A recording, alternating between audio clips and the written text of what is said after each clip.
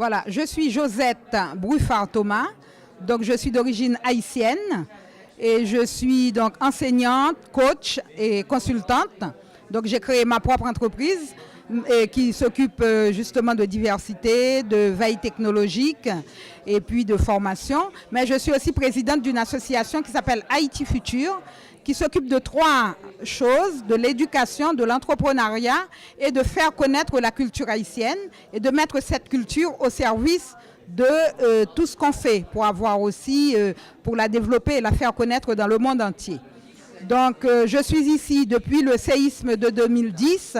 Je me suis consacrée à un programme d'éducation en utilisant les nouvelles technologies, dont les tableaux numériques interactifs, pour justement non seulement remplacer les infrastructures et puis les enseignants qui sont décédés, mais pour aussi changer le modèle mental et changer et apporter une contribution au système éducatif haïtien pour passer d'un système utilisant le rabâchage, la répétition, à un système de réflexion et qui encourage la réflexion, la collaboration, l'expérimentation.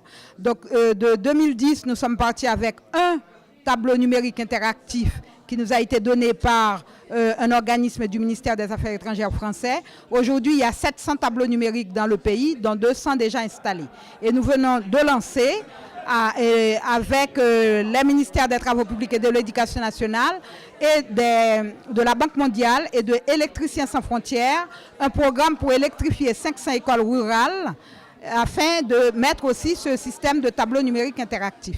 Alors, j'assiste au forum Sol aujourd'hui et j'ai pu présenter mon expérience hier après-midi sur comment les technologies de l'information, comment les technologies de l'éducation peuvent aider dans un pays complètement détruit après un séisme à relever le système éducatif.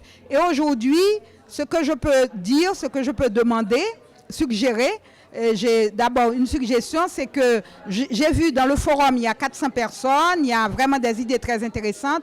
Moi, je proposerais que dans le prochain forum, pour le prochain forum, qu'on imagine, je trouve qu'il y a très peu de diversité, très peu de pays du Sud représentés. Par exemple, les Caraïbes ne sont représentés que par 2 personnes, une Guadeloupéenne et moi-même, haïtienne. L'Afrique n'est presque pas représentée, l'Asie, beaucoup de pays d'Asie du Sud-Est, du Sud. Et donc, ce que je suggère, c'est qu'on puisse, pendant ces 2 ans-là de préparation du prochain forum, repérer des innovations intéressantes dans ces pays-là et pouvoir inviter quelques personnes, un peu de ces pays.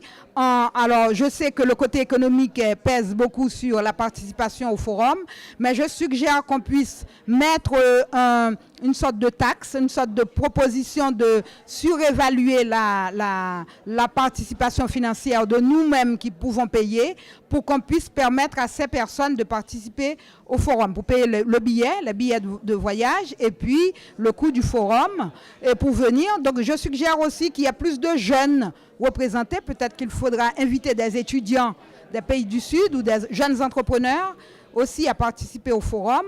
Et puis, pourquoi pas aussi réaliser ce forum dans un pays du Sud.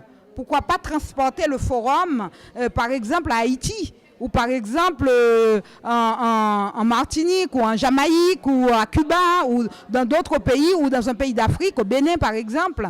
Donc imaginez, puisque nous sommes Sol, nous sommes une société en transformation, organizational learning, pourquoi pas faire imposer à nous et intégrer nous-mêmes ce qu'on professe pour pouvoir justement appliquer nous-mêmes ce que nous sommes en train de professer. C'est l'innovation participative, l'organisation apprenante. Donc moi, je souhaiterais que ce forum se fasse dans un pays autre qu'un pays d'Europe ou qu'un pays développé et que ce forum aille aussi bénéficier de l'expérience d'autres pays pour nous aussi, pour qu'on se transforme nous-mêmes.